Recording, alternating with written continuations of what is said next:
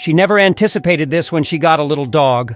A particular excitement can only be experienced when bringing home a puppy, the small life that is fully dependent on you for care and requirements, the silky fur, and the fragrance of a puppy dog. It's one of the best friendships, but it comes with a lot of responsibilities. A dog's affection is unlike any other. There is something quite unique about the bond between a human and a beast. However, things may go horribly wrong occasionally. Dog owners are currently engaged in a massive global debate over this topic. The adopt, don't shop trend is probably familiar to you. However, having a dog in China is unlike having a dog anyplace else in the globe. It is not common for families to be able to have dogs as pets. It's much harder to keep any animal when you live in a high-rise building with little room than it is for those of us who have gardens. Living with a furry friend is still the exception rather than the rule, but things are starting to change. That being said, owning an animal as a friend is becoming an increasingly popular habit in China, particularly among young people. The preferred animal is undoubtedly a smaller breed of dog that can live indoors, closely followed by cats, who are the second most popular animal globally. But you wouldn't believe how much more costly they are to purchase there. Since the one-child-per-family restriction was repealed, families are having more children, and the number of houses with pets is also rising.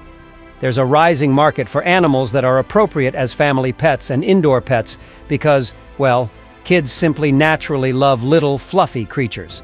Despite not having children of her own, Miss Wang had always desired a puppy of her own and waited until she could provide the tiny ball of fluff with everything. It was not to be, though.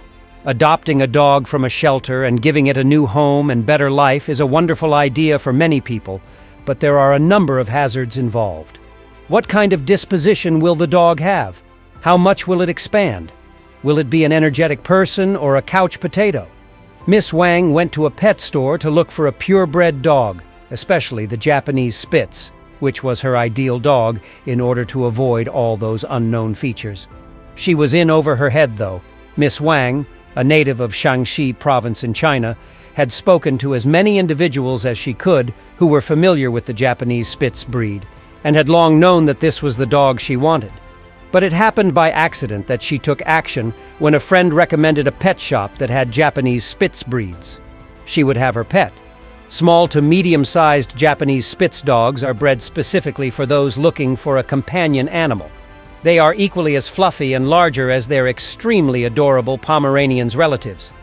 They were created in Japan in the 1920s and 1930s, and now they are extremely well-liked, mostly because to their easygoing nature and other attributes like luxuriant, fluffy coats that require little upkeep. Like so many others before her, she entered the store and saw the spacious cage with the lonely dog within.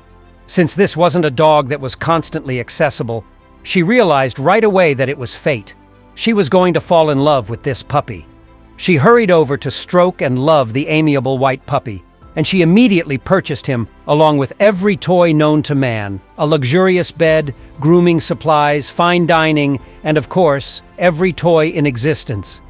She only bought the stunning white puppy a few weeks ago, and she was surprised to see that it was only $190, considerably less than she had anticipated.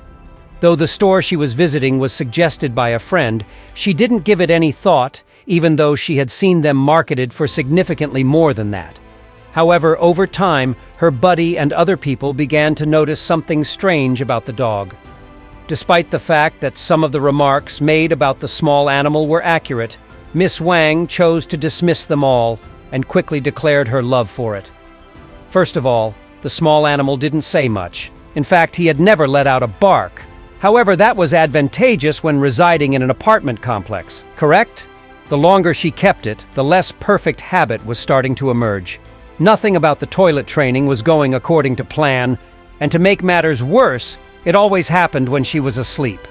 She was upset that despite how much she loved her dog, it refused to spend any time with her. When she was awake, he was always sleepy, and when she was asleep, he was constantly running wild. After he had his immunizations, Mom made the decision to have the child examined by a veterinarian. However, she had no idea what the doctor was about to tell her. Arriving to the veterinarian prepared for a routine examination, she was happy that her cat appeared to be in excellent condition, but was also full of questions.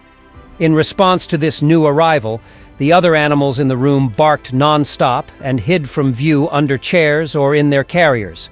The veterinarian advised Miss Wang to probably talk with the zoo as she was leaving.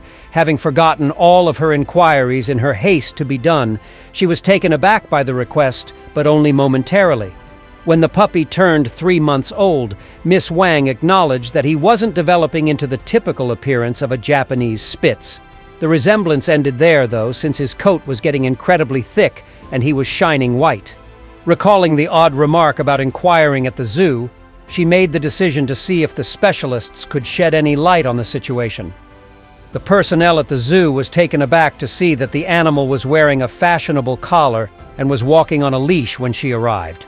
A staff worker informed her that, based on the size, it's a domesticated fox, and they made an effort to be kind and helpful. It is physically scented, and as it ages, the scent may intensify. Miss Wang took the animal in for an examination, and suddenly a Taiyuan zoo expert on animal epidemic prevention certified that the critter was, in fact, a fox. Miss Wang was astounded by what she heard. Although the Japanese Spitz breed was designed to resemble a fox, the animal she had been rearing in her house for about a year was a real, wild animal. By the time it was 3 months old, its face had turned pointed, its tail had grown longer than a typical dog's, and its hair had thickened. Other pet dogs seemed to be scared by my pet, so I walked it on a leash, she said. Now she had to make a difficult choice. Since she cherished the animal, should she give it the best opportunity to live as near to a natural existence as possible, or should she give it away? The zoo personnel appeared to believe that sending the fox cub home wasn't the best decision, and they even provided Miss Wang with all the justifications for their opinion. The fox would keep growing, becoming harder to control in a tiny house, and begin to smell like one of those highly musky wild animals. Miss Wang reflected on how hard it had really been to raise the fox pup, and all the little things that suddenly made sense. The unsuccessful toilet training attempts, the afraid park animals, and, most importantly, the most worrisome of all, Miss Wang fed the puppy chicken breasts and fruit on a daily basis, and dog food. But around 3 months old, it started to reject anything she tried, and she had been having trouble feeding him anything for some time. Even though she wanted the best for the young white fox and was providing for him, she was now always concerned about his health.